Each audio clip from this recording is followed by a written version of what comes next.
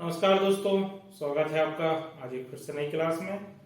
आज जो अमृतसर की क्लास होगी वो होगी स्क्रब टाइफस का। स्क्रब टाइफस में बुखार आता है जिसका सही उपचार ना होने पर इंसान की जान भी जा सकती है।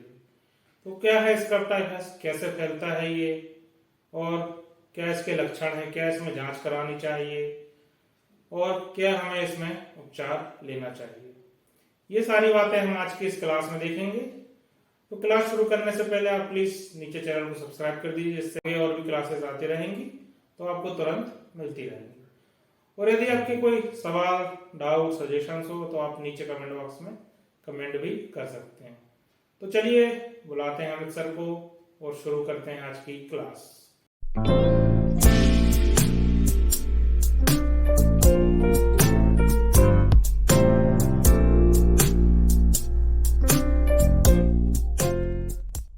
स्क्रब टाइफस ये रिकेट्सियल डिसीज है।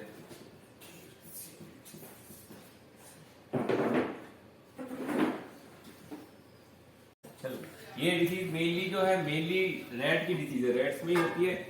ह्यूमन एक्सीडेंटल एक्सपोजर हो जाता है ह्यूमन में। ह्यूमन कोई ऐसा नेचुरल रिजर्वायर नहीं है इसका। मेनली ये रेट है, रेट, माइस, इसके बाद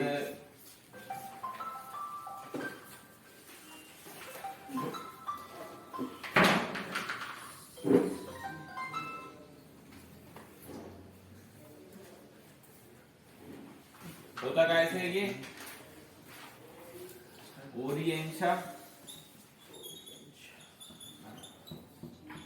सुसुगमोसी, ये रिकेट्सियल डिसीज है। इससे कहाँ होती है, इसका इंपॉर्टेंस क्या है? मेनली तो ये रेट्स में ही होती थी, अभी एक्सीडेंटली ये ह्यूमन में भी हो रही है।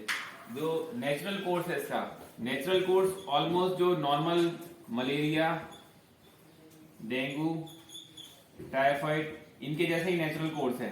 इससे डिफरेंशिएट करना इसको ऑलमोस्ट इम्पॉसिबल है क्लिनिकली। तो क्लिनिकली इसको अपन सस्पेक्ट ही तब करते हैं जब पेशेंट को फीवर मोर देन 5 डेज आ रहा हो, विथ मैक्लोपेपुलर रैशेज आ रहे हो,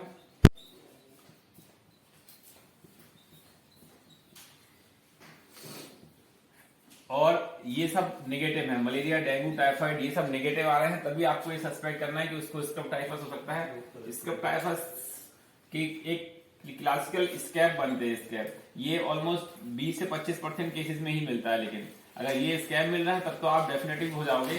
स्कैब ऑलमोस्ट जैसे कोई कीड़ा काटने के बाद है ना, कीड़ा काटने के बाद उसके ऊपर चारों तरफ एक इन्फ्लामेटरी रिएक्शन और उसके ऊपर से स्कैब बन जाता है, पपड़ी बन जाती है, उस टाइप का लगता है। ये अगर टिपिकल मिल रहा है तो आप इसको अपन कंफर्मेटरी मान सकते हैं कि इसका टाइफस होगा।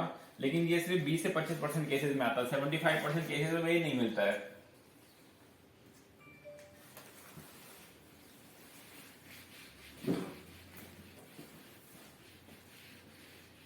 ये होता कैसे है? माइस के ना काटने से होता है, माइस के बाइट से 2 से 3 वीक इसका इंक्यूबेशन पीरियड होता है।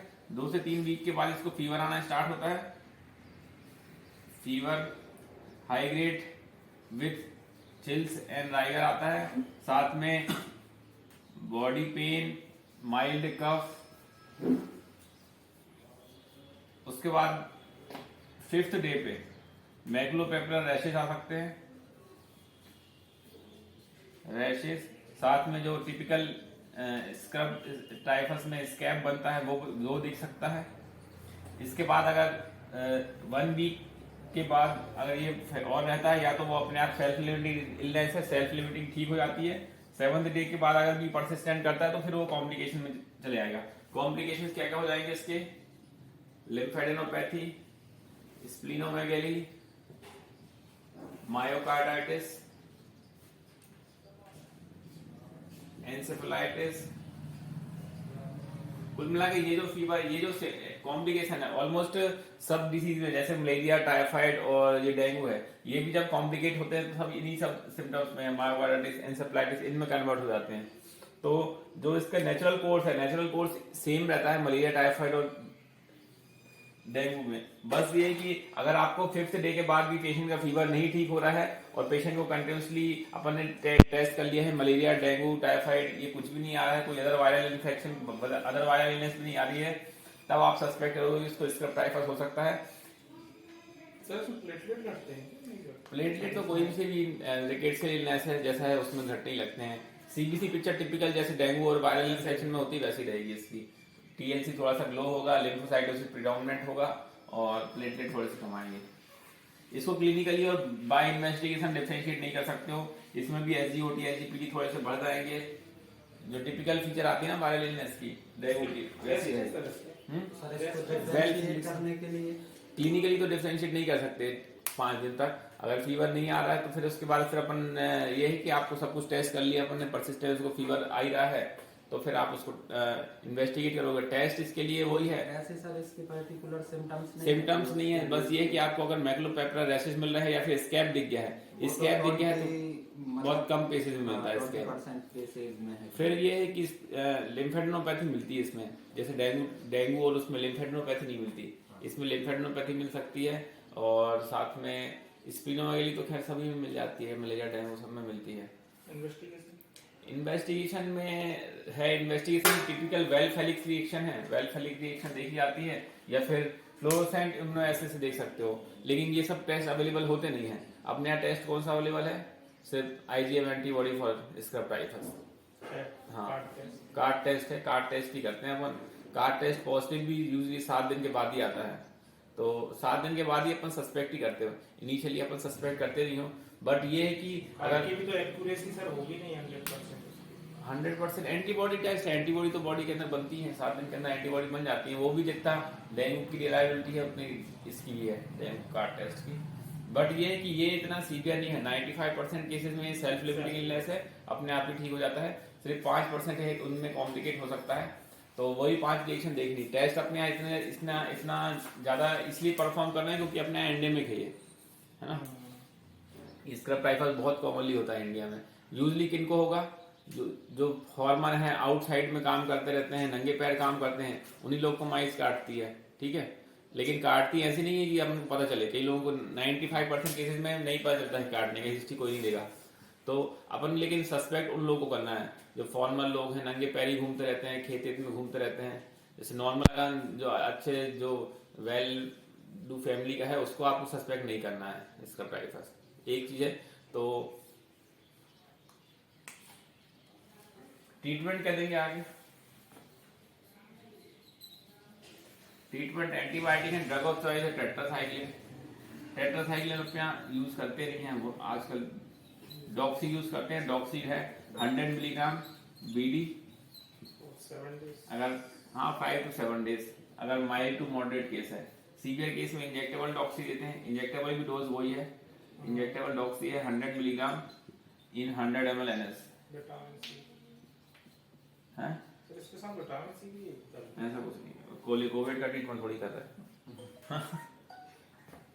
डॉक्सी अगर डॉक्सी करना इंडिकेटेड है या फिर डॉक्सी किसी कारण से नहीं दे सकते हैं तो फिर क्या देंगे? रिफार्मसिन। टीबी वाला रिफार्मसिन के अलावा एक और एंटीबायोटिक है एजिथ्रोमाइसिन।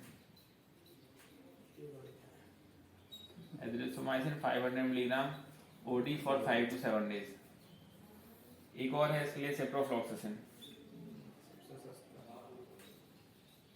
कुल मिला के ये है कि इसकी जो एंटीबायोटिक हम बहुत कॉमनली यूज करते हैं। अगर आप सस्पेक्ट कर रहे हो तो सिम्प्टोमेटिक ट्रीटमेंट में भी ठीक हो सकता है बिना इन्वेस्टिगेशन। सबसे अच्छा ये है कि आप अगर सस्पेक्ट कर रहे हो तो उसको एजिथ्रोमाइसिन चालू कर दो, क्योंकि एजिथ्रोमाइसिन बहुत सारी जगह काम करने वाली है। अगर आप उसको टाइफाइड फीवर में भी एजिथ्रोमाइसिन ड्रग ऑफ चॉइस है, यहाँ पे भी एजिथ्रोमाइसिन यूजली इसमें रेजिस्टेंस केसेस या फिर प्रेग्नेंट फीमेल्स को देते हैं। प्रेगनेंस को डॉक्सी दे नहीं सकते हैं, तो प्रेगनेंसी है या फिर रेजिस्टेंस केसेस है तो फिर एजिथ्रोमाइसिन देते हैं। तो अपन ये है कि अपन को अगर लग रहा है सस्पेक्ट, इनिशियली अपन को हाई ग्रेड फीवर आ रहा है, अपन ने सस्पेक्ट किया कि फॉर्मर है और उसी टाइम पे अपन ने कर लिया कि मलेरिया वगैरह तो नेगेटिव है ही, मलेरिया टाइफाइड नहीं है, तो फिर आप एजिथ्रोमाइसिन चालू कर दो। एजिथ्रोमाइसिन का रोल टाइफाइड में भी है और इसका टाइफस में भी, दोनों में इफेक्टिव आ जाएगा ये, तो कवरेज भी हो जाएगा। क्योंकि अगर इसके कॉम्प्लिकेशन एक बार स्टार्ट हो गए स्क्रब टाइफस के कॉम्प्लिकेशन के बाद मोर्टलिटी ऑलमोस्ट 50% है, बहुत ज़्यादा मोर्टलिटी है।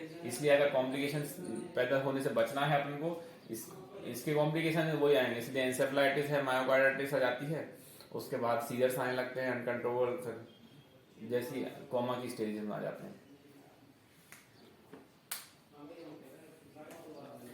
स्क्रब टाइफस में आपको ध्यान रखने वाली ये बात है कि स्क्रब टाइफस होता कैसे है, रिकेट्सियल ओरिएंशियल शुष्क है, एक रिकेट्सियल डिसीज है।